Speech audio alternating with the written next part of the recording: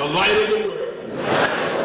And the scripture reads St. John, the 8th chapter, and a few verses here, I believe the 12th verses reads as thus. Then spake Jesus again unto them, saying, I am the light of the world.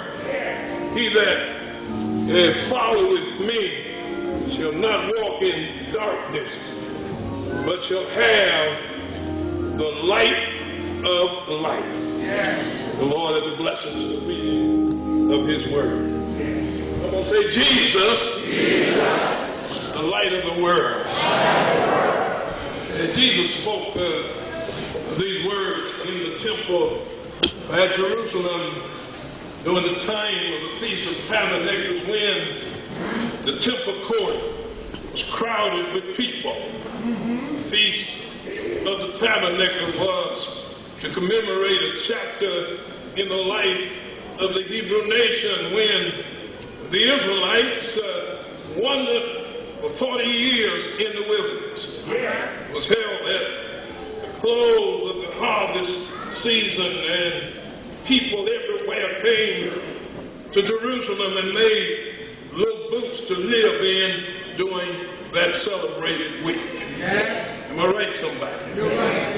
Let's note two characteristic features of the feast, where each morning water was brought in a golden vessel from the pool of Shalom, poured upon the altar of sacrifice. Water called to the people the supply drawn from the rock of Mary, pointed forward to the spiritual water that men would draw out of the well of salvation. In the evening, there were in one of the courts of the temple 2 great lamps that are said to have cast their light over every quarter of the holy city. These recall the pillars of fire that had guided the Israelites in the wilderness. They pointed to the sun of righteousness which should arise with healing in his wings. On such an occasion, and with sacred memories in the hearts of all the Jews, Jesus declared to them, don't worry, don't have to reside in darkness any longer. To them that he is the light of the world. The fact of the sign in John 9 points out the sign. Jesus gave a blind man physical sight to point out the spiritual truth that he was and still is the light of the world. Man was born blind, sight was called. The man blindness was caused from sin. Jesus explained that God's work was about to be shown because of the man.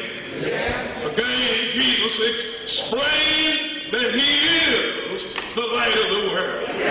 Regardless of what you have heard, seen, or been taught, I declare to you that Jesus is still the light of the world. Bless him. So, Jesus proceeded to give a demonstration. He spat on the ground and began to make some mud. He applied mud to the blind man's eye. When the man went and washed the mud from his eyes, he could see clearly. I want to announce that whenever we wash the mud and the filth from our eyes, we too can see clearly. I will announce further that it's difficult to see the finer things in life as long as we look at the worldly things. This miracle caused an uproar among the leaders. They could hardly believe that the man now walking around who had been blind. They asked him about it. He said, a man that is called Jesus made clay and anointed my eye, said unto me, go to the pool of Siloam and wash.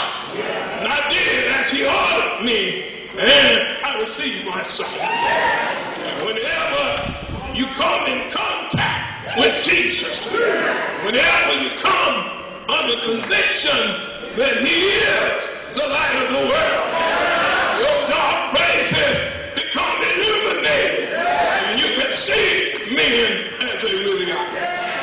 Blind man was called before the Sanhedrin to give an account of what had happened. They warned him that he had not been accused of God and asked him to deny this miracle. But the man did not deny it.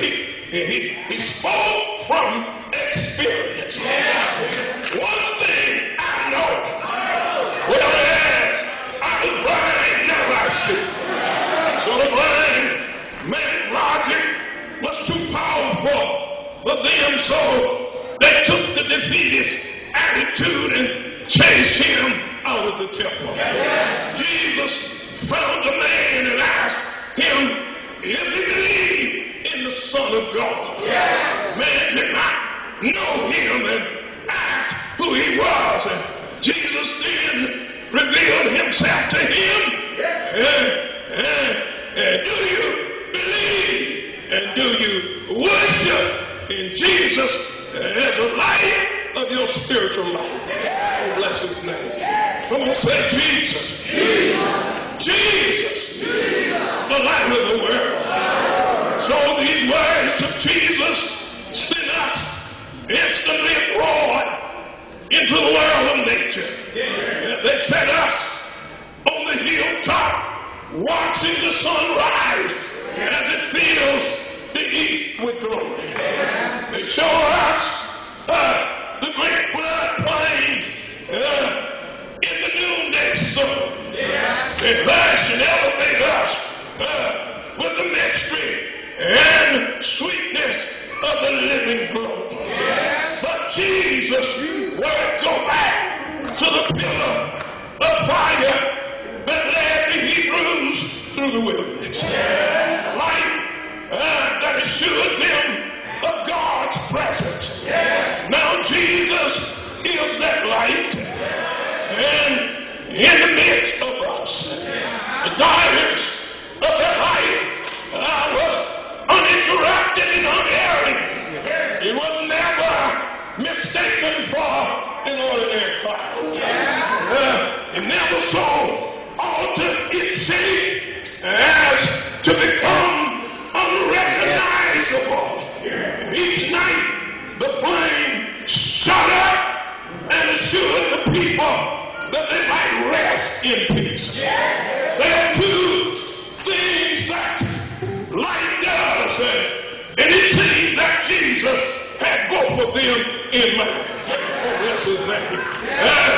Light enables man to see. Blind man can see with the light of Jesus who gave him light. Oh, bless his name. Light also guides us. The light at the heart of mouth of those there to guide the ships. And the same is true of the light at the airport and on your cars.